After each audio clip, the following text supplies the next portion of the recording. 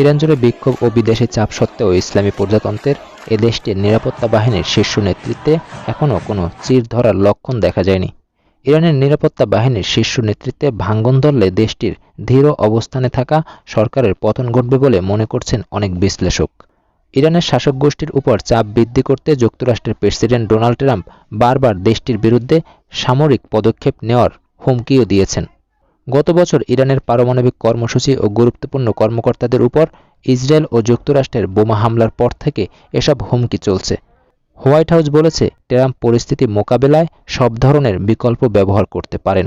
মূলত জিনিসপত্রের দাম বেড়ে যাওয়াকে কেন্দ্র করে গত 28 ডিসেম্বর বিক্ষোভ শুরু হয়। পরে তা ইরানের ধর্মীয় শাসক গোষ্ঠী বিরোধী বিক্ষোভে রূপ নেয়। রাজনৈতিকভাবে সহিংস দমনপীড়নের কারণে পরিস্থিতি আরও সহিংস রূপ ধারণ করে। দুই কূটনীতিক, মধ্যপ্রাচ্যের দুই সরকারি সূত্র এই দুই বিশ্লেষক রয়টার্সকে বলেন, ইরানের রাস্তায় চলা বিক্ষোভ ও বিদেশি চাপ সত্ত্বেও দেশটির শীর্ষ পর্যায়ের কর্মকর্তাদের মধ্যে কোনো বিশ্বাসঘাতকতার মনোভাব দেখা যায়নি। এ ধরনের চাপ শাসক গোষ্ঠীকে দুর্বল করে দিলেও তারা সম্ভবত টিকে থাকবে। এক ইরানি কর্মকর্তা রয়টার্সকে বলেন, বিক্ষোভ চলাকালে 2000-এর বেশি মানুষ নিহত হয়েছেন। তিনি নিহতের ঘটনায় দায়ী ব্যক্তিদের সন্ত্রাসী বলে অভিহিত করেছেন। এর আগে মানবাধিকার সংস্থাগুলো প্রায় 600 জনের মৃত্যুর হিসাব দিয়েছিল।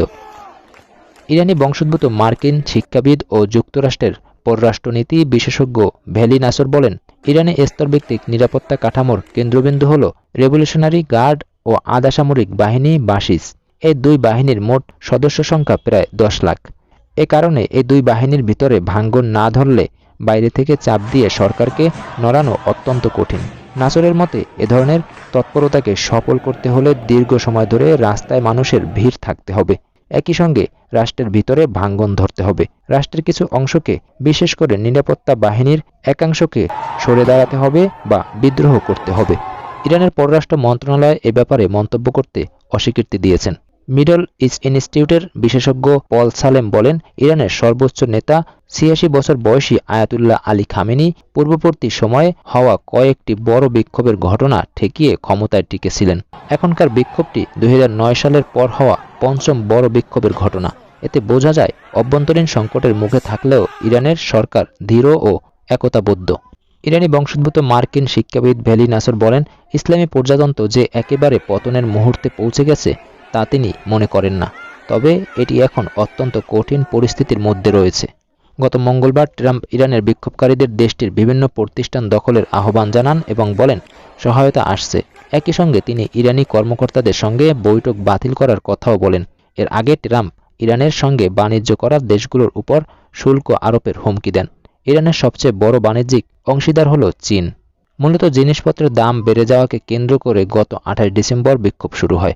পরে তা ইরানের ধর্মীয় শাসক গোষ্ঠী বিরোধী বিক্ষোভে রূপ নেয়। রাজনৈতিকভাবে সহিংস দমনপীড়নের কারণে পরিস্থিতি আরও সহিংস রূপ ধারণ করে।